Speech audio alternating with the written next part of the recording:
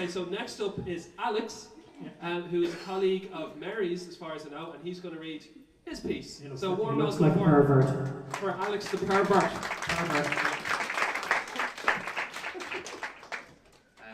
Cheers, guys. Thank you.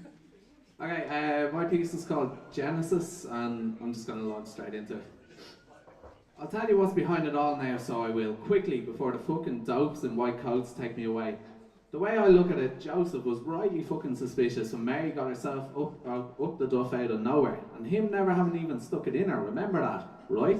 He'd never even, oh my Jesus. So anyway, his neighbour's called Godfrey, right? And he's standing there wondering how he's actually got any chance of talking his way out of this fucking mess, after getting your man's missus in that condition and all, and with no one else around that he could put the blame on. But come here, he's very good at thinking on his feet, this lad, very, very good. And so he goes to Joseph, basically he goes, there's this lad who comes along, is what he says, right? This lad, and he tends to get women in that condition, but, and here's the but he doesn't even ride them or anything. I'm not actually messing with you, he says, keeping a straight face. I don't know how he manages to keep a straight face. And obviously Joseph's looking at him like he's a complete fucking gobshite, but the guy stays completely cool and says, he's like one of those Greek gods, so he is, same kind of deal, only he's real, and it's him actually running the whole blinking show, like Zeus or Apollo, but real. And he wants to send down a son to save the world, so he does, apparently. But obviously he needs a woman to give birth to this son. I mean, a human woman, obviously. And this, the lad says, is a big fucking deal, actually. Some great fucking privilege or something that he chose Mary in the first place. And Joseph is a bit of a dope, no offence, to be looking at the whole thing in the wrong way. Should be proud, Joseph should. And Godfrey's saying all this while he's actually standing there in Mary's bedroom with her knickers balled up in his pocket. You have to remember that Joseph and Mary had different bedrooms. It's not like it is nowadays, so it's not. Which was how Godfrey was able to get in the first blinking place. So then Joseph goes, look, he says, never mind all that bollocks. Who is he? Where the fuck can I find this cunt? As any of us would react, to be honest with you. And Godfrey goes, why? Even though he knows right well, being a very sharp fucker. And Joseph tells him directly to his face that he's going to go and slit this scumbag's throat. He doesn't give a fuck, man. So Godfrey says to him, well, Joe, he says, I wish that you wouldn't all, but I won't lie to you. It's a long old walk to where he's at, so it is. Long old walk. How long, says Joe, putting on his coat now. Oh, you won't get there before dark anyway. Want a bet, says Joe, because actually he says, I've got the fucking donkey with me, so I do. And he goes like a racehorse, so he does. Being very persistent and all, right? So Godfrey eventually says to him, well, actually, Joe, this lad, he lives on another planet altogether, actually, so to speak. What? Another planet? Are you losing the plot here or what? No, says Godfrey. Listen to me for a minute. It's a bit of a strange deal, actually, so it is, because you see, actually, he lives up above the clouds, but even if your donkey had fucking wings on it, you wouldn't be able to get there, because you see, you have to die to get there. I'm not actually joking with you.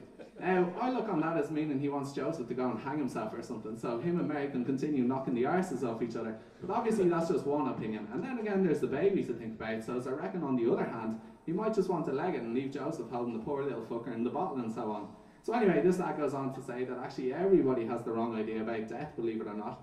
And that when you die, you don't become nothing forever and ever, right, as everyone used to think. But what you do is, this lad up above takes you into his place and puts you up, no charge, right? It's a very decent place, so they say, very warm, and with no fuckers always trying to cut off your phone bills and all. Though, of course, they didn't have phone bills back then, obviously, but you know what I mean. And as well as everything is done for you, washing, cooking, hoovering, the whole shebang, you don't have to lift a finger. So the bottom line is, he's a good lad, this man, very nice chap. I find that very hard to credit, says Joe. Well, it's a privilege, Joe, says your man, kind of edging towards the door now, so he is. He's going to grow up to save the world, so he is. You're a son, for fuck's sake. And Joe says to him that, be honest, he can't help thinking the whole thing's a bit sordid or something. And Godfrey looks him right in the eye and says, Joe, he says, it's anything but. Hold on a minute, you're saying, hold on. Is there any evidence for all of this? And no messing now, there's loads. For example, it's a well-known fact that from the moment the lad was born, Joseph hated the little prick. He even tried having killed, so he did. Then he blamed the whole thing on that tax collector Herod when it didn't go to plan, which was a bit far-fetched for my liking, I'll be honest. A bit fucking much. But in fairness, he was beyond himself, Joe was. Couldn't see his features anywhere in the kid's face. Just some smug little smile that drove him bananas, and can you blame him? And as well, several people over the years, mostly shepherds I think it was, they reported seeing Joe up in the field at night wearing his multicoloured, technicolor, whatever the fuck you call it, up there shaking his fist at the sky and calling the stars cunts. Mental shit like that. There's witnesses who swear to this.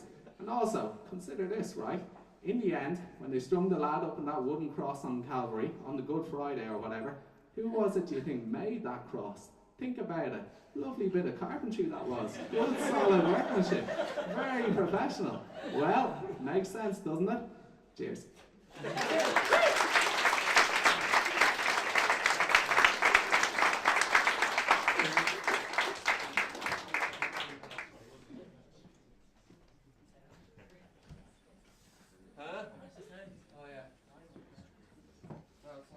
That was very good.